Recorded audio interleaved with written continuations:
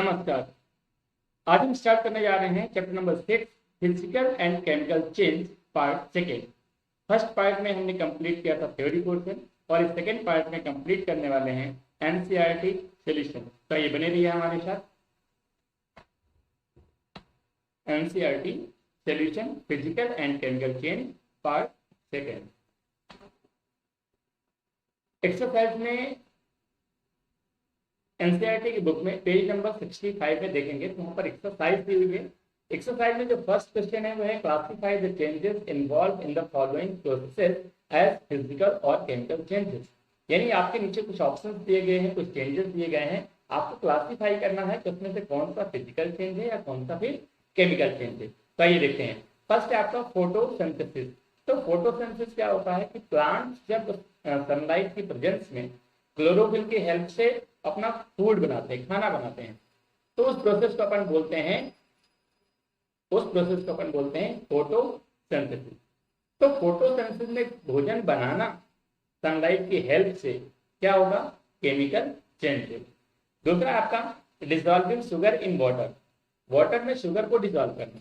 तो जब वाटर को शुगर में डिसॉल्व करते हैं तो पूरी तरह से घुल जाता है, लेकिन इसके बाद इवेपोरेट करते हैं तो पानी अलग हो जाता है, शुगर अलग हो जाता है। यानी ये आपका प्रोसेस क्या है, रिवर्सेबल है।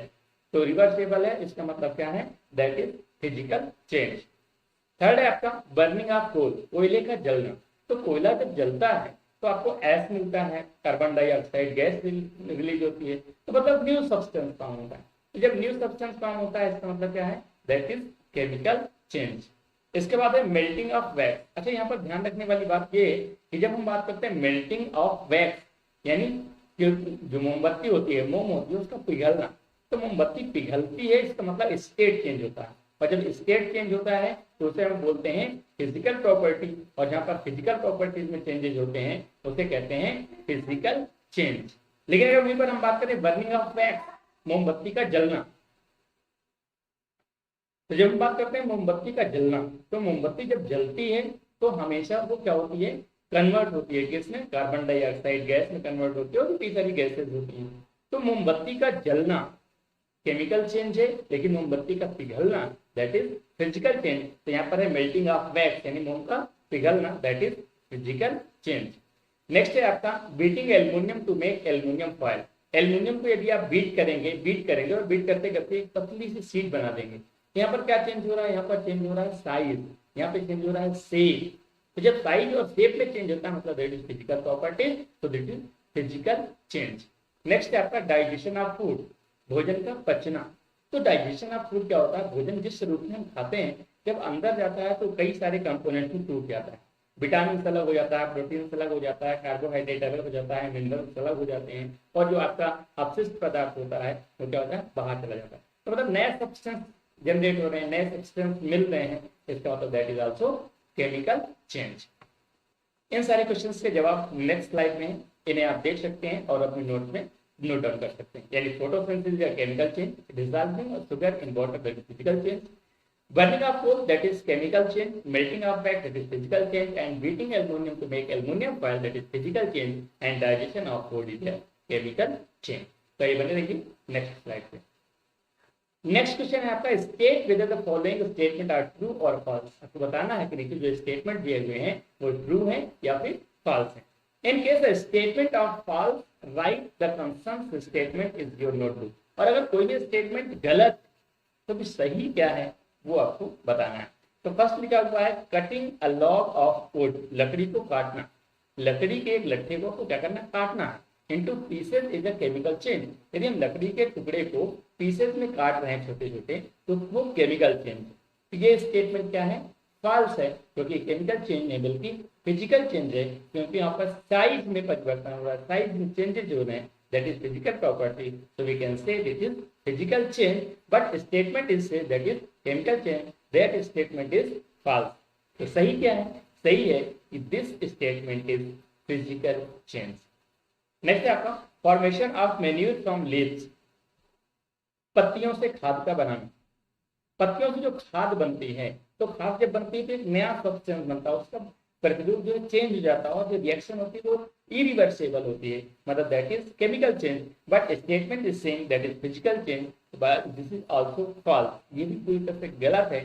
सही क्या है? This is physical, this is chemical change, right.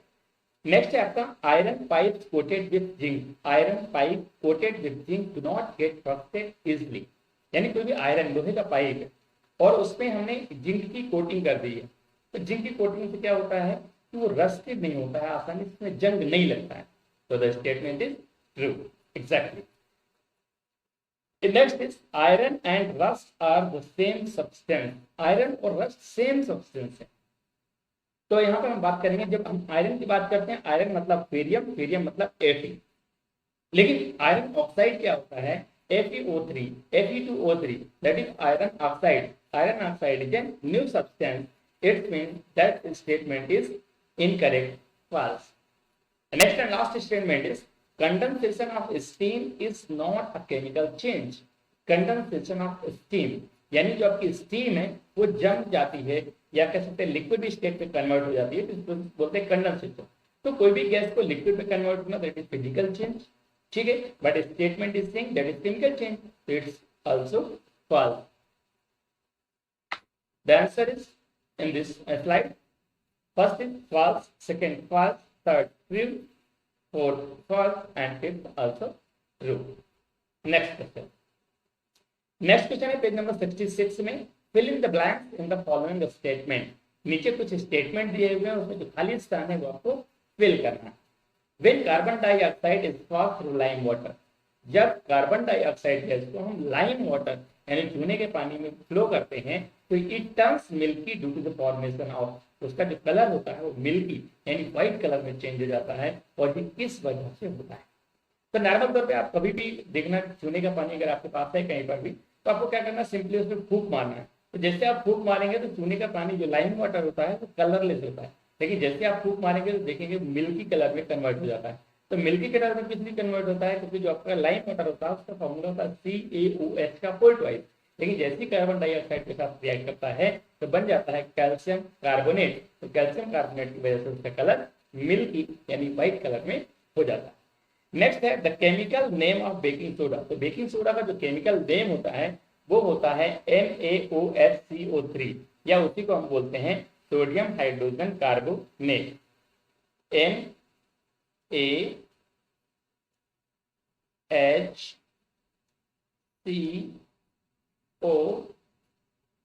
इसे हम बोलते हैं सोडियम हाइड्रोजन कार्बोनेट या सोडियम बाइकार्बोनेट। आज देखते हैं नेक्स्ट। तो नेक्स्ट है आपका two methods by which rusting of iron can be prevented, यानी दो मेथड आपको बताना है जिससे हम रस्टिंग ऑफ आयरन को प्रिवेंट कर सके। तो कोई भी हो सकते हैं, ग्रीसिंग हो सकती है, ऑयलिंग हो सकती है, पेंटिंग हो सकती है, गैल्वेनाइजेशन हो सकता है, you can add any two. Next is changes in which only, ऐसा चेंज जिसमें केवल properties of substance change are called physical change. तो फिजिकल चेंज किसे कहते हैं? जिसमें फिजिकल प्रॉपर्टीज ओनली चेंज, तो यहाँ पर ऑप्शन में आएगा फिजिकल प्रॉपर्टीज। नेक्स्ट है changes in his new substance are formed are called chemical change. कहीं पर भी अगर नया सब्सटेंस फॉर्म होता है तो हम क्या बोलते हैं? Chemical change. That is the right answer. That is all the answers in this question. When carbon dioxide is poured through lime water, it turns milky due to the formation of calcium carbonate. The formula is calcium carbonate is CaCO3. Second is the chemical name of baking soda is sodium hydrogen carbonate. जैसे बोलते हैं sodium bicarbonate, formula is NaHCO3. Third is two methods by which rusting of iron can be prevented are greasing and galvanization and painting. Next is changes in which only chemical properties of a substance change is called physical change. Changes in which new substance are formed are called chemical changes. आइए देखते हैं next question. तो next question है when baking soda is mixed with lemon juice.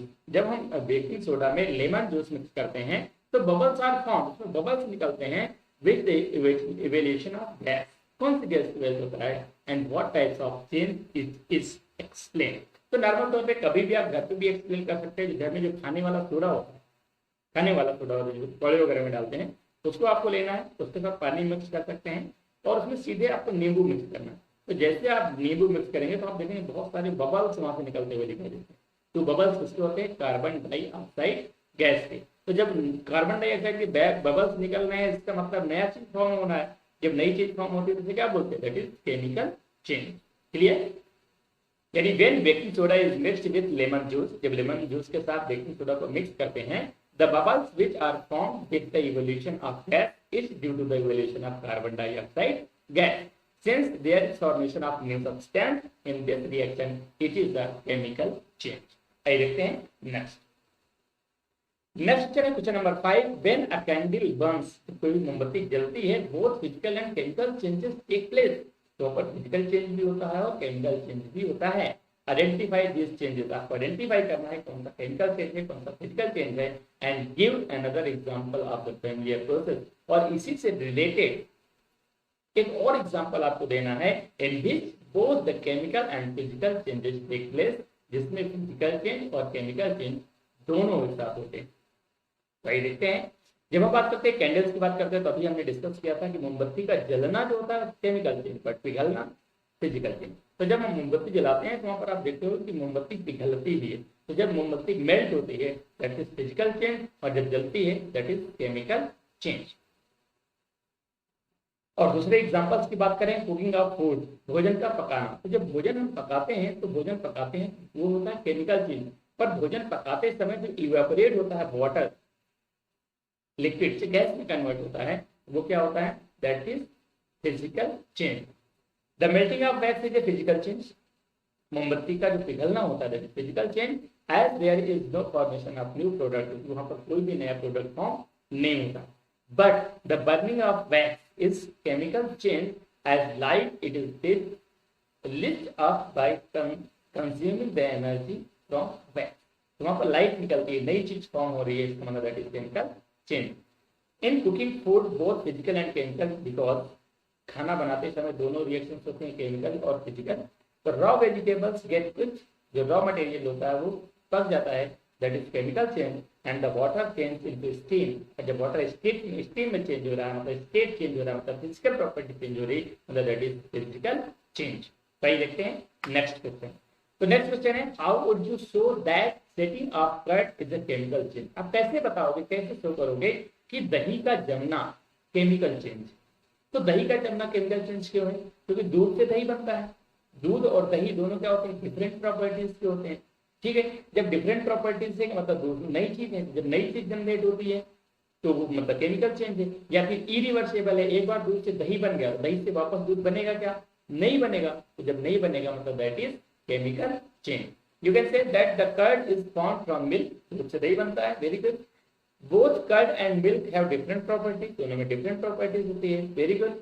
Also once the curd is formed, और यदि एक बार curd यानी दही बन गया, इट कांट बी रिवर्स्ड, ये वापस दूध नहीं बन सकता है ना, into milk. So there is formation of new substance with different properties and also the irreversible process setting of curd is a chemical change. तो ये देखते हैं next question. Next question, question number 7, explain why burning of wood and cutting into small pieces are considered as two different types of changes. आपको explain करना है कि burning of wood and cutting of, यानी लकड़ी को जलाना और लकड़ी को काटना, ये दोनों अलग अलग चेंजेस हैं, आपको दोनों को डिस्क्राइब करना है। तो व्हेन वी बर्न वुड, जब लकड़ी को जलाते हैं, it turns into ash which is new substance. जब हम जलाते हैं तो नया प्रोडक्ट फॉर्म होता है, मतलब that is chemical change. And it's also irreversible, और इरिवर्सिबल भी होता है, but hence a chemical change, इसलिए इसे क्या बोलते हैं, chemical change. But when cutting the wood into small pieces, लेकिन जब हम लकड़ी को काटते हैं छोटे छोटे टुकड़ों में, नो न्यू सब्सटेंस फॉर्म, कोई नया पदार्थ नहीं बनता है, hence the physical change. You can से the burning of would is chemical change and cutting of would is physical change. आइए देखते हैं next question. Next question, question number 8, describe how crystal of copper sulphate of form. यानी copper sulphate होता है, उसके crystal कैसे form होते हैं, कैसे बनाए जाते हैं। यहाँ पर सबसे पहला स्टेप होता है कि आप एक बीकर ले लें, बीकर में थोड़ा सा पानी ले लें, पानी में थोड़ा सा H2SO4 मिला दें, इसके बाद उसको बॉयल कर लें। बॉयल करने के बाद जो पाउडर फॉर्म में आपका कॉपर सल्फेट है उसको मिला दें, धीरे धीरे इवेपोरेट करते रहें, वाटर इवेपोरेट होकर बाहर हो जाएगा और आपका जो क्रिस्टल जो कॉपर सल्फेट है वो आपको बच जाएगा, उसको ठंडा कर लेंगे तो क्रिस्टल फॉर्म में बन जाएगा। इस तरह से हम बना सकते हैं कॉपर सल्फेट का क्रिस्टल फॉर्म।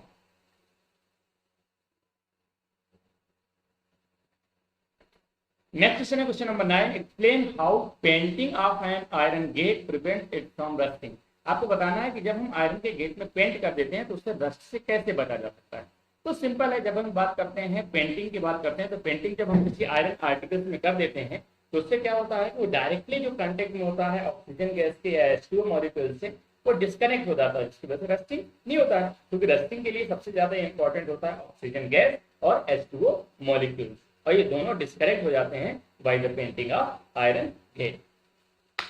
नेक्स्ट क्वेश्चन है question number 10, explain why rusting of iron object is faster in coastal areas than in desert. यानी जो आपका रस्टिंग ऑफ आयरन है, किसी भी ऑब्जेक्ट में रस्टिंग जब होता है तो वो ज्यादा तेज होता है कहां पर, कोस्टल एरियाज में, रेयर देन डेजर्ट।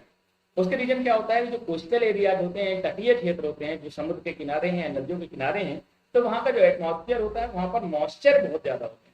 तो मॉइस्चर बहुत ज्यादा होने की वजह से रस्टिंग जो फास्ट होती है, क्योंकि रस्टिंग के लिए मॉइस्चर सबसे ज्यादा इंपॉर्टेंट होता है। लेकिन अगर हम बात करें डेजर्ट एरियाज की, तो डेजर्ट एरियाज में क्या होता है कि जो एयर होती है वो मॉइस्चर लेस होती है, ड्राई होती है। यहाँ पर ना तो H2O के पार्टिकल्स ज्यादा अवेलेबल होते हैं, ना तो बहुत ज्यादा नमी रहती है, जिसकी वजह से क्या होता है, रस्टिंग स्लो होता है। नेक्स्ट क्वेश्चन है आपका question number 11, the gas we use in kitchen is called liquefied petroleum gas. ठीक है, जो किचन में हम गैस यूज करते हैं वो लिक्विफाइड पेट्रोलियम गैस होती है, LPG होती है, and the cylinder is in liquid form, और सिलेंडर में क्या होता है, लिक्विड फॉर्म में होती है। When it's come out from cylinder, लेकिन जब सिलेंडर से बाहर आती है इट्स बिकम अ गैस, और ये गैसेस स्टेट में कन्वर्ट हो जाती है, यानी लिक्विड से गैस में कन्वर्ट होना, ये पहला स्टेटमेंट हो गया, और that is change A. Then it's burn, इसके बाद ये जलती है, चेंज बी, और ये चेंज बी हो गया। The following statement protein these changes, choose the correct one। आपको एक करेक्ट आंसर चूज करना है। तो फर्स्ट है process A is chemical change, तो एक केमिकल चेंज हो नहीं सकता, क्यों, क्योंकि यहाँ पर सिर्फ स्टेट चेंज हो रहा है, LPG गैस लिक्विड से गैस में कन्वर्ट हो रही, मतलब that is physical change, you can say that this is wrong answer. Second है process B is chemical change, तो प्रोसेस बी जो होता है वो केमिकल चेंज है, तो प्रोसेस से बिल्कुल केमिकल चेंज है, क्यों, क्योंकि जो गैस होती है वो जलती है तो न्यू सब्सटेंस फॉर्म होता है, that is. Third is both process A and B chemical change, no, incorrect. Fourth है none of this process chemical, कोई भी नहीं है, ये भी इनकरेक्ट है। The second process B is chemical change, that is the right answer. आइए देखते हैं लास्ट क्वेश्चन। तो लास्ट क्वेश्चन है question number 12, an aerobic bacteria digest animal waste and produce biogas.